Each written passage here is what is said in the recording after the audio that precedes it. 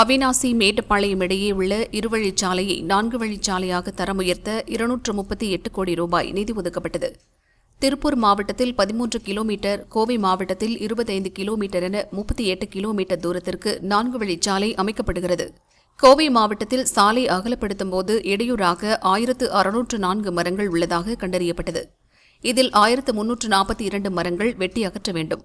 மற்ற மரங்களின் கிளைகளை மட்டும் வெட்டினால் போதுமானதென கண்டறியப்பட்டது.